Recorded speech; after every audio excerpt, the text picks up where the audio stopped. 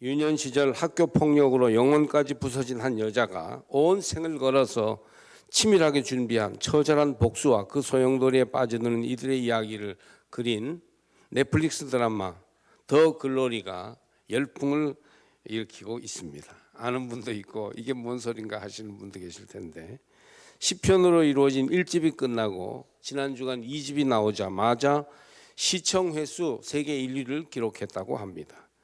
그 이야기를 주인공별로 나눠서 좀 소개해 보려고 합니다. 미혼모의 딸로 태어난 문동우는 가난하여 무시당하면서 모진 학교 폭력을 당했습니다. 욕먹고 매맞고 돈 빼앗기는 것은 기본이고, 심지어 고데기로 온몸이 찢어지는 고통스러운 폭력을 당하면서 나쁜 친구들에 의해서 친구를 죽였다는 거짓 모함에 빠집니다. 동훈이는 웃음을 잃고 영혼은 가루처럼 부서졌습니다. 결국 죽을 마음까지 먹게 됩니다. 죽을 날씨에 죽으러 갔었는데요, 짙은 안개로 한치도 앞이 보이지 않았습니다.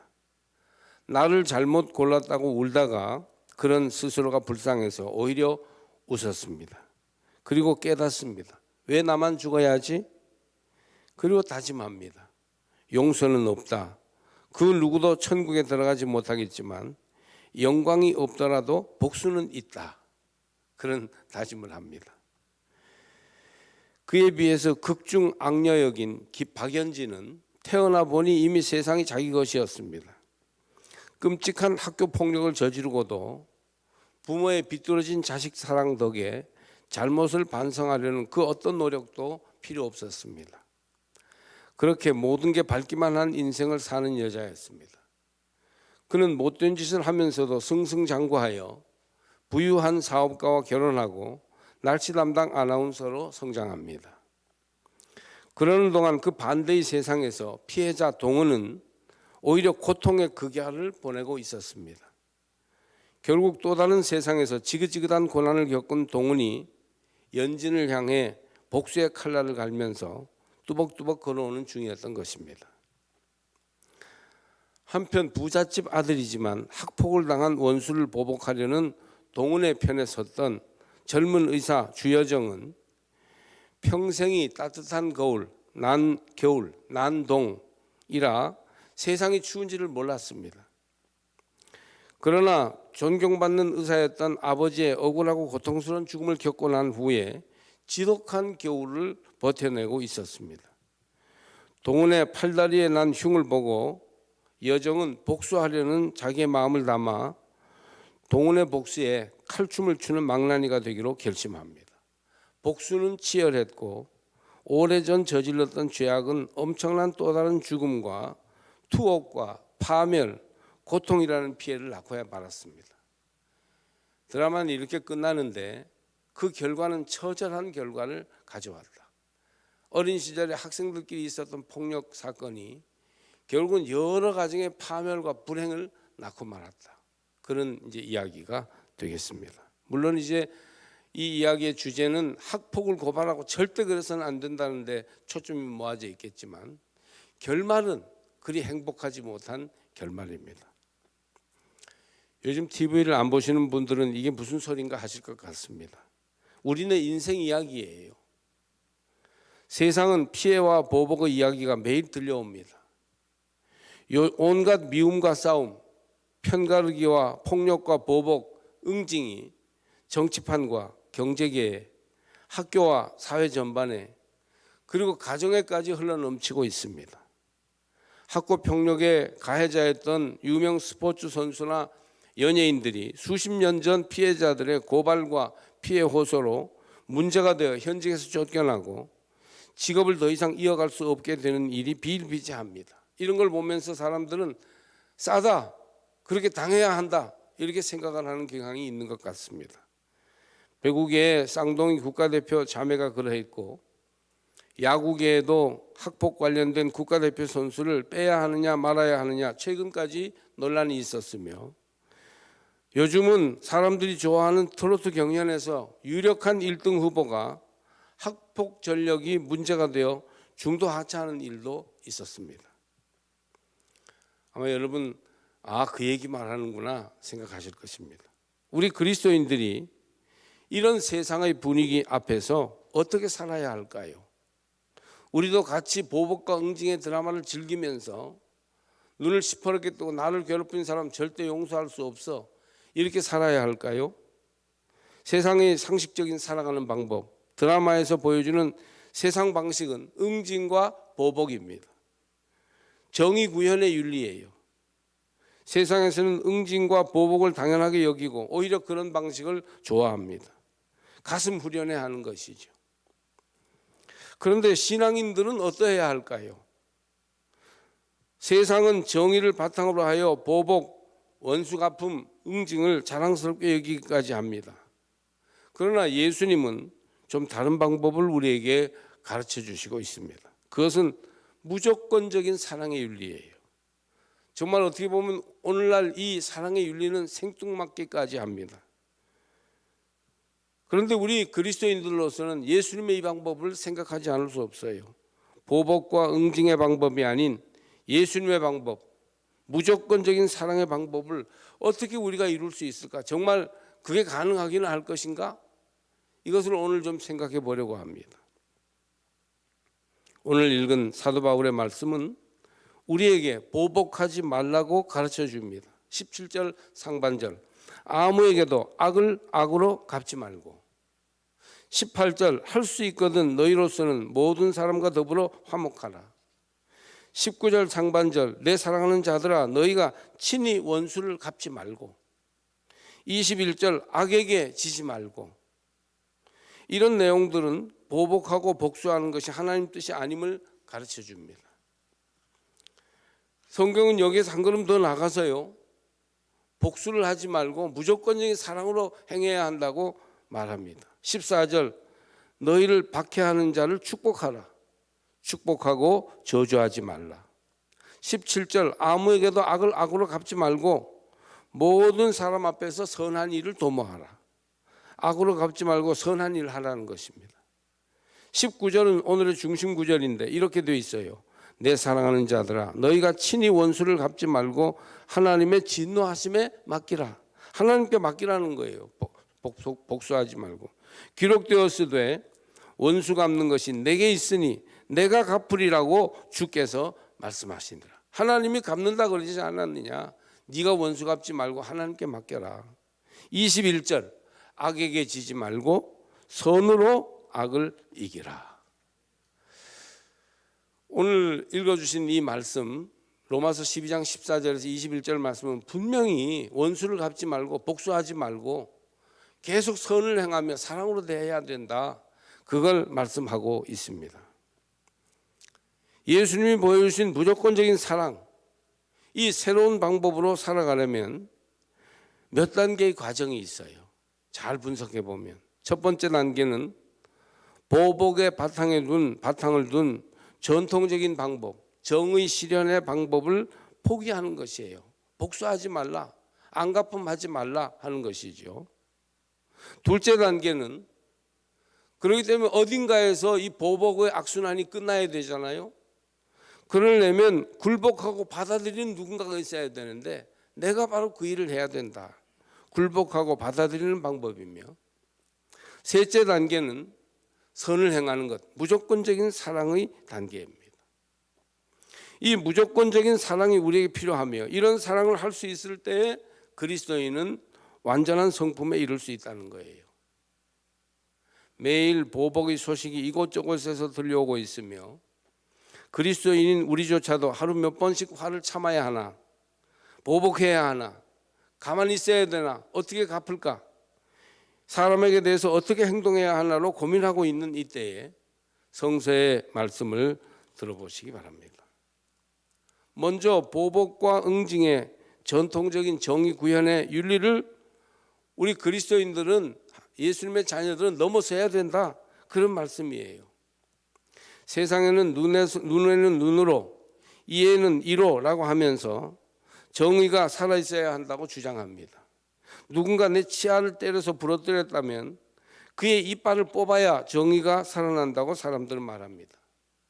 누군가 내 자녀를 억울하게 해코지했다면 똑같은 방법으로 안 갚아줘야 한다. 누가 내 돈을 훔쳤다면 나 역시 그에게 같은 액수의 돈을 빼앗든지 거기에 준하는 액수만큼 벌금을 물려야 정의가 회복된다는 것입니다. 우리는 정부나 사법부가 범죄자들에게 우리 대신 응징해 주기를 기대합니다. 그러나 바울 서신은 이렇게 해가지고는 보복의 악순환이 그치지 않기 때문에, 원수 갚는 것이 계속되기 때문에 하나님의 자녀들은 이 정의 구현을 포기해야 된다 하는 것을 얘기하고 있습니다. 구약은 보복법에 근거한 정의를 말하고 있습니다. 그래서 보복과 응징을 하도록 돼 있어요. 근데 여러분, 보복과 응징의 정의로는 문제 해결이 되지 않고 더 많은 문제가 일어날 뿐입니다. 남편이 화를 낸다고 아내도 거기에 더 악하게 화를 낸다면 문제 해결이 될까요? 오히려 가정 불화가 더 심해질 것입니다. 남편이 바람을 피웠다고 아내도 바람을 피우면 가정의 정의가 회복될까요? 너도 바람 나도 바람, 가정이 정의로워졌다 이렇게 할까요? 가정은 깨어지고 말 것입니다. 오늘 성경의 말씀은 무엇이라고 합니까? 원수 갚는 것이 내게 있으니. 원수 갚는 일은 하나님의 일이라는 것이에요. 결국은 하나님이 역사를 통해서 우리의 인생을 통해서 정의를 완성시키실 것이다. 이걸 믿고 우리는 오직 사랑을 실천하고 선을 행하는 것뿐이라는 것이죠. 예수님은 정의는 하나님께 맡기고 우리는 사랑하는 일에 힘쓰기만 하면 된다고 가르쳐 주십니다. 똑같이 보복하고 응징하는 데 매달려 있다면 우리가 안 믿는 세상 사람보다 나을 것이 무엇이 있겠습니까? 그러니 여러분, 정의의 이름으로 보복을 정당화하지 말고 보복이 내 앞에서 끝날 수 있도록 그렇게 원수 갚음을 포기할 수 있는 그런 성도들이 되시기를 바랍니다. 우리는 악에게 지지 않되 선으로서 악을 이기기 위해서는 먼저 악한 방법으로는 저주어야 하는 그런 내용을 오늘 말씀으로 읽고 있습니다. 예수님은 산상수훈에서 내 오른편 뺨을 치거든 왼편도 돌려대라고 하셨어요. 악에게 저주라는 것입니다. 그래야 악을 극복할 수 있다는 거예요. 악인이 우리 속옷을 빼앗았다면 그에게 속옷만 양보할 뿐이 아니라 외투까지 얹어주라는 것입니다. 나보고 오리를 가자고 억지로 강요해서 어쩔 수 없이 오리를 갖다면 심리를 가줌으로써 이겨내라는 것입니다. 이런 방식으로 어떻게 악을 극복할 수 있을지요? 그러면 악이 더 번성하지 않을까요? 악한 사람들이 잘했다고 지금 더 주장하고 마음대로 할 거 아니에요. 아마 이렇게 세상을 살다가는 1년도 못 버티고 다 털릴 것입니다. 이렇게 말할 수도 있어요. 우리 그리스도인들은 악한 세상에서 그러나 같이 보복하고 응징하면서 힘 자랑하는 삶을 살 것이 아니라 굴복하고 희생해야 함을 보여주어야 한다는 것입니다.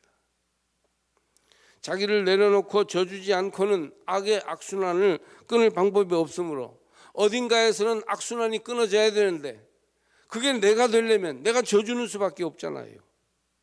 그렇게 하라는 것입니다. 그러면 하나님이 갚아주신다는 거예요. 굴복은 사랑으로 적을 굴복시키는 가장 강력한 무기가 됩니다. 이정용 박사 돌아가셨는데 많은 감리교회 또 그 한국교회에 많은 제자들이 있는 미국 드류 대학의 교수였습니다. 그 이정용 박사 설교집에 보면 신학교를 갈 때 자기 경험을 얘기해 줍니다. 이종용은 미국에 유학하여 공과대학을 처음에 들어갔습니다. 공과생이었어요. 수학을 잘하고. 그래서 엄청나게 뛰어난 성적으로 그 공과대학을 졸업했어요.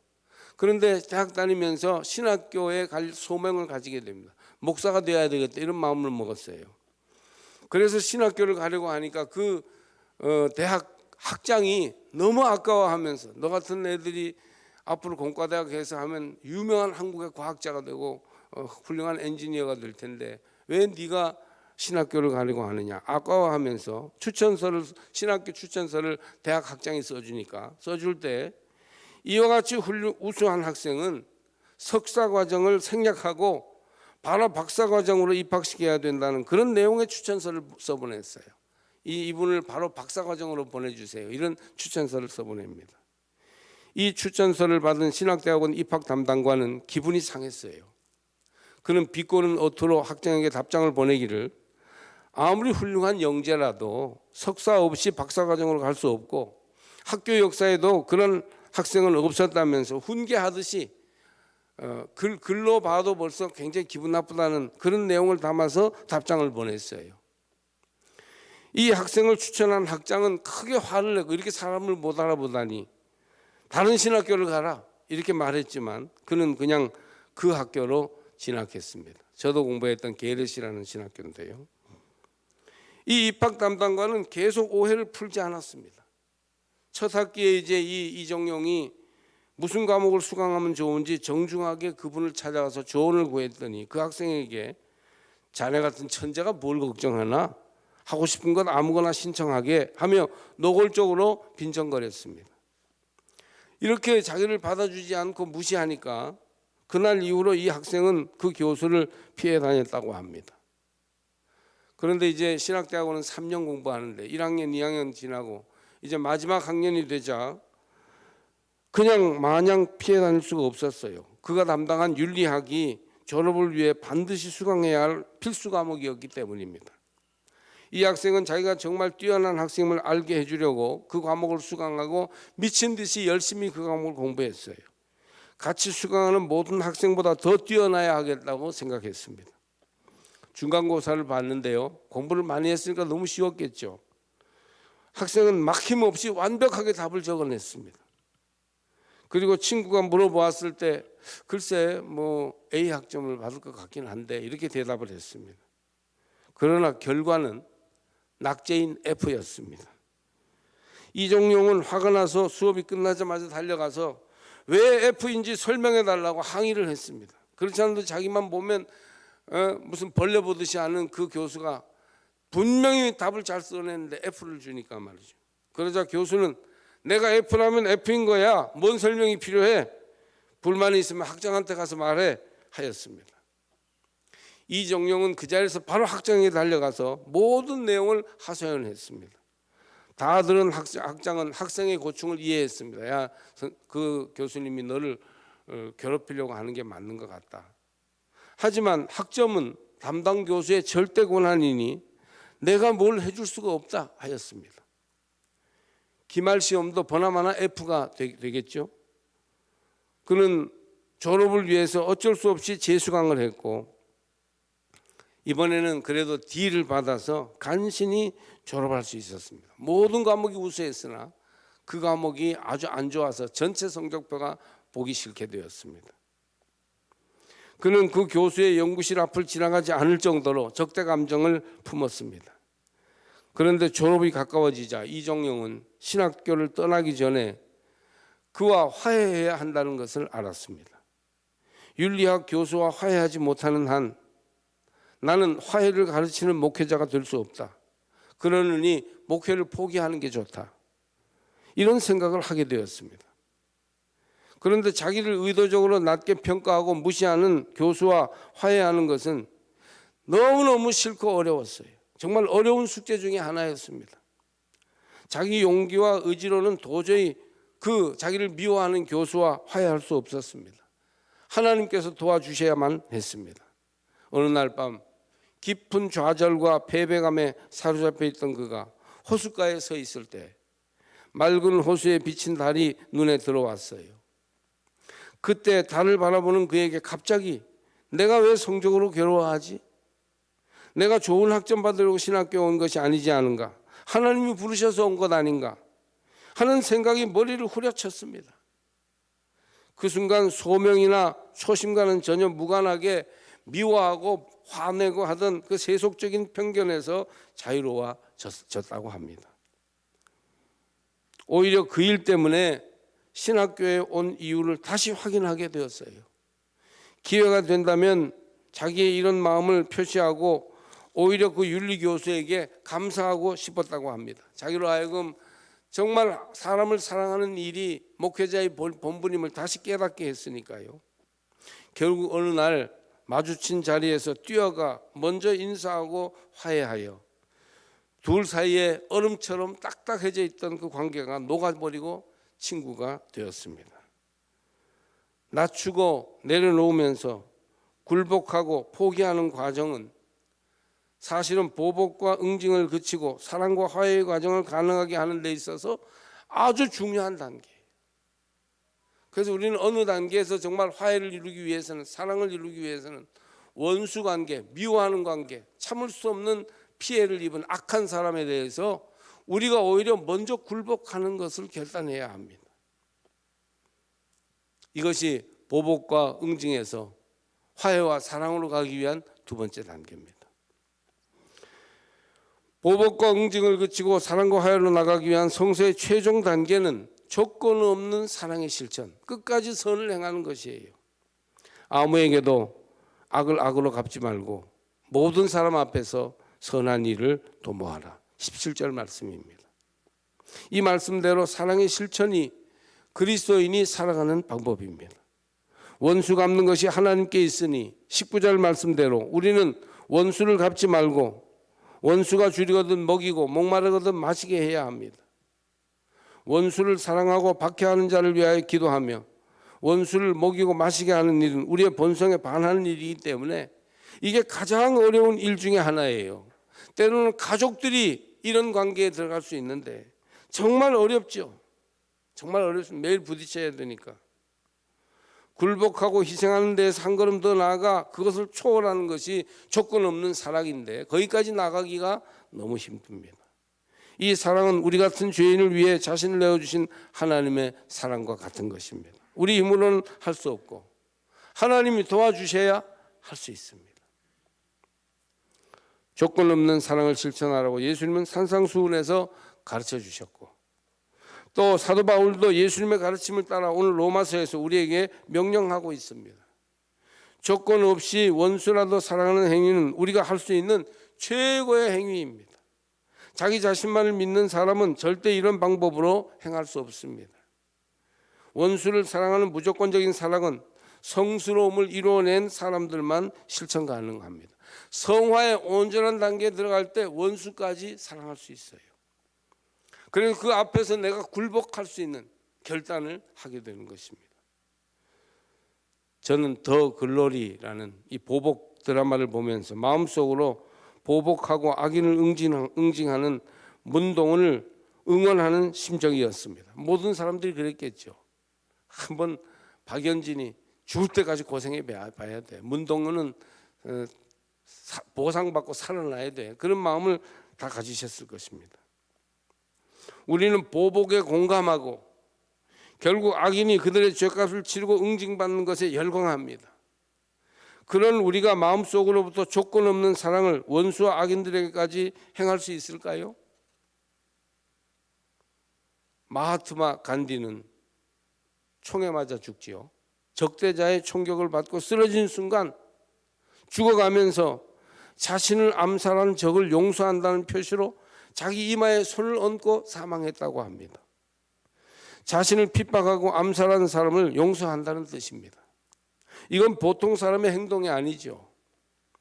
이런 사람을 우리는 완전한 인격자, 성자라고 부릅니다. 간디는 완전히 기독교로 개종하지는 않았으나 영국에 유학 갔을 때 산상설교를 보고 그것에 큰 감화를 받아 그것을 믿었다고 합니다. 그래서 원수를 사랑하라, 보복하지 말고 선을 행하라는 성서의 가르침을 온전히 행한 그리스도의 제자라고 말할 수 있습니다. 예수님도 삶 속에서 이 사랑을 실천하셨습니다. 자기를 십자가에 못 박으라고 소리 지르고 빌라도의 재판정에서 내놓고 반대했던 군중들을 용서해달라고 하나님께 기도하셨습니다. 성경은 악에게 지지 말고 선으로 악을 이기라고 가르쳐줍니다. 원수들을 먹이고 마시우는 것이 그들을 이기는 방법이라고도 말합니다. 우리는 보복함으로 이기지 않고 져주고 그에게 사랑을 베풀므로 이깁니다. 할렐루야. 오늘 이 말씀이 여러분 속에 깨달아지고 그리고 앞으로의 삶에서 실천되시기를 축복합니다. 마크 트웨인 유명한 작가지요. 그가 개와 고양이를 한 울타리에 넣어 잘 지내나 시험해 보았습니다. 개와 고양이는 워낙 원수 관계로 알고 있지만 그래도 두 마리를 넣어서 잘 지내니까 금방 잘 지내더래요. 이번에는 새와 돼지와 염소, 어울려지지 않을 새 동물을 넣어서 한 울타리에 넣어 보았습니다. 약간의 적응기를 거치자 처음에는 뭐 푸다닥거리고 하더니 이들 역시 잘 지냈습니다. 이번에는요, 장로교인과 침례교인과 천주교인을 한 방에 넣어 보았답니다. 어떻게 됐을까요? 울 안에는 살아남은 사람이 아무도 없었답니다. 그리스도인들이 얼마나 자기들끼리 시샘이 많고 하나 되기 어려운지, 얼마나 사랑하기 어려운지, 이게 현실이에요. 달콤한 사탕이나 고소한 과자 같은 사랑도 필요하지만 사실은 진실한 사랑, 감자떡 같은 사랑이 약이 되고 힘이 됩니다. 금방 넘어갈 것처럼 사랑하는 듯하나 진실이 없는 사랑은 공허합니다. 자녀들아, 우리가 말과 혀로만 사랑하지 말고 행함과 진실함으로 하자. 우리 교회에도 진실한 사랑을 행하는 분들이 많습니다. 삼척 전체에 그 그리스도의 사랑이 전해지게 우리는 해야 해요. 온 세상에 진실한 형제 사랑을 전해주도록 힘쓰시기를 바랍니다. 알량한 거짓 사랑 말고 사탄같이 달콤하나 사실은 사랑이 없는 이기적인 것, 자기중심적인 것 말고 정말 그를 배려하고 그리고 나에게 악을 행하는 자를 위해서 오히려 기도하며 선을 끝까지 행할 수 있는 사랑, 그 사랑이 있어야 합니다. 정말 주의할 것은 교회 안에 성도들의 형제 사랑을 방해하는 끼리끼리 문화가 있다는 거예요. 교회 생활을 해보면 교인들이 같지 않죠. 어떤 교인들은 정말 친절하고 말 한마디를 해도 기분 좋게 하며 남에게 폐해를 끼치지 않습니다. 그런가 하면 비호감인 사람들도 있고 나하고 안 맞는 사람도 있어요. 부담되는 겁니다. 왜 저런 사람이 우리 교회에 있을까? 다른 교회로 가버리면 안 되나? 그런 사람도 있을 수 있어요. 우린 이럴 때 정말 보복하지 않는 형제 사랑을 실천해야 합니다. 성서는 교회 안에 더 친한 사람, 덜 친한 사람, 내 편으로 파랑 짓는 것을 큰 죄악으로 규정하고 있습니다. 서신에 보면 얀네와 얀브레, 후메네오와 빌레도 같은 사람들을 바울이 요주의 인물로 경계하고 있는데 진리에 어긋난 믿음을 가지고 있어서도 그랬지만 파당 짓는 문제가 있어서였어요. 참된 사랑으로 누구와도 교제하십시오. 특히 박해하는 자, 악을 행한 자, 내게 손해를 끼친 자, 나를 악평하고 다른 사람 앞에서 나를 좋지 않게 말한 자, 어떻게 보면 성경에서 원수라고 말하는 이 사람들을 어떻게 대해야 하겠어요? 보복하지 말고 복종하고 사랑함으로 이겨내시기 바랍니다.